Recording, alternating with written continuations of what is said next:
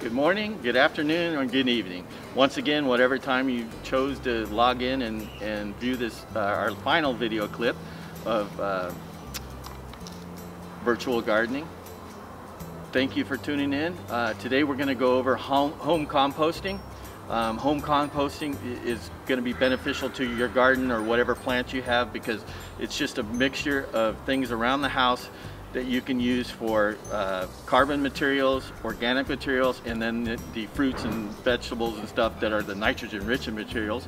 And today, as always, I have Gloria with me, who is my glorious co-host, no pun intended. Anyway, or sidekick, whatever you want to say. Hey. But anyway, Gloria will be taking it for the household, and then we'll move outside to the outside area, and we'll cover the composting bin, tumbler. Yes, welcome everyone. So composting indoors, you may not have a lot of room. So this kit here is awesome because it's very compact and small. You can put this in the corner next to your trash bin, on the counter, and wherever it best suits your living area. So composting is one of the best ways to utilize things that you normally throw away in your trash. Instead of throwing it away, you can recycle it, go green, and use it to feed your plants. And that way they can flourish and grow a little bit better because of the carbon and nitrogen rich material that you're basically putting into this bin. So some of the awesome things that we always throw in the trash are fruit rinds, vegetables, those little clippings of the kale that you don't want to eat that particular day. All of those materials are awesome and great to just put in the bin. So some of the things, we have some orange grinds here. Take those, shred them, make sure that you shred them up really nice. It increases the area so you're able to pack even more material. Okay, so we have all these grinds, you would just toss them in there. Watermelon, sometimes, you know, cut it all off. You want to throw that in there. Any leftover, like I said, kale, anything, shred it up. If you cut clippings from your plants, indoor plants, take those leaves, shred them up, and toss everything in there. Eventually, everything is going to rise. The purpose is to compound everything. Of course, you also want to have oxygen in there so that everything comes together, breaks down, and it'll eventually form awesome growing material and fertilizer for your plants. Same thing with newspapers. If you read your newspaper every day, go ahead and shred that up. Magazines, anything that you have around the house are awesome to put that in, right, Scott? Yes. See? Just once again, it's important to note that whatever you can do prior to going outside and putting it in a big tumbler, like Gloria was saying, like cutting everything up as fine as possible, or doing your best to shred the paper up and just put it in there. That'll benefit you in the long run when we go outside. Yes. Now, as much as we want to just toss everything that we don't use inside, there are some things that you don't want to put inside the composting bin. Some of those things are cat litter, chicken, diapers, bones, oils, fats, any kind of meats, peanut butter, your salad dressing, don't put that in there, and any kind of dairy products. Okay, so once you have everything and you put whatever you want to add for the day, you want to just close it up and leave it until the next time you have something to put inside it.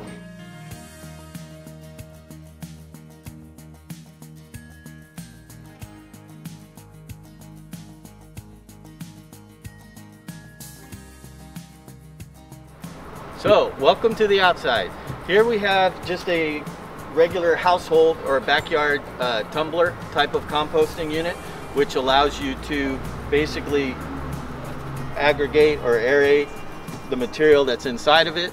It also has sliding bins for adding.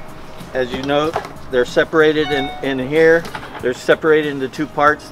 So there's an adding, and then there's the composting pile that's already been started, so that you can keep the two separate, and then as it breaks down, they basically slide in together. Everything mixes all together, so you'll have an end product. So before I go too much further, one thing I forgot to mention earlier is that all these items are readily available online. So depending on the type of composting you really want to do, you can fine tune it and you know, select things to your liking. But this is just a general overview of what we would use for just a regular household garden or plant material that you want to support. So basically, after we have a full canister of what we want to add to the composting bin, we can bring it outside. Another thing that we got online was a compost starter. This is like a kit, a starting kit. It has broken down materials already. Most of it's the carbon. It does have some dirt in there to get that process moving, and maybe a little bit of nitrogen. And also, you know, once again, you guys can customize this to whatever type of compost you want. So what we'll do is we'll add a little bit of the starter.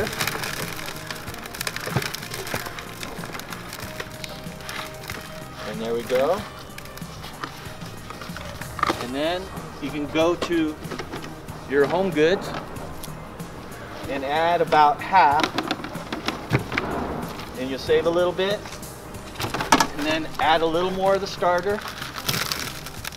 That's a little more than I probably should have. It's okay.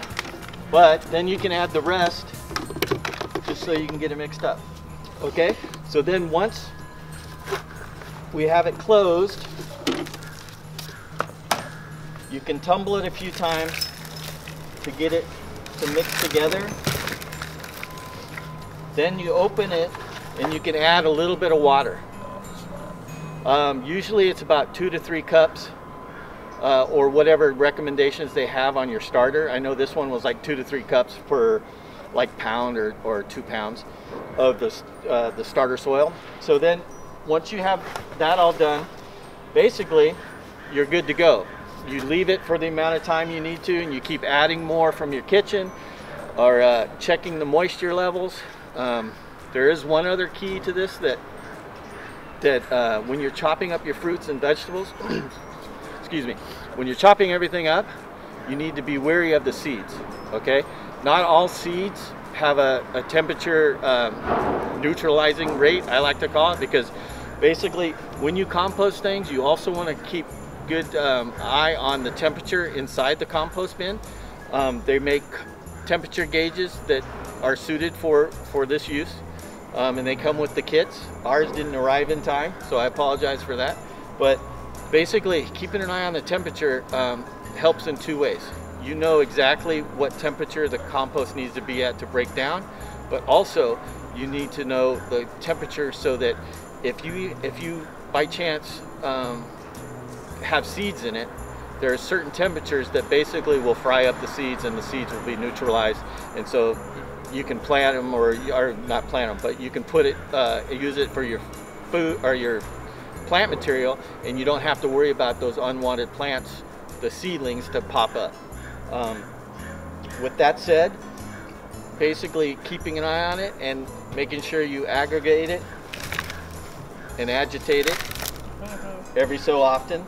And once you're ready and you're ready to use your final product, you would just go ahead and reach in and sprinkle it around your plants or your garden, whatever it is that you would like to help grow, and basically spread it as you would any other fertilizer. Just sprinkle it all around nice and even, water it, and then watch your fruit or plants grow.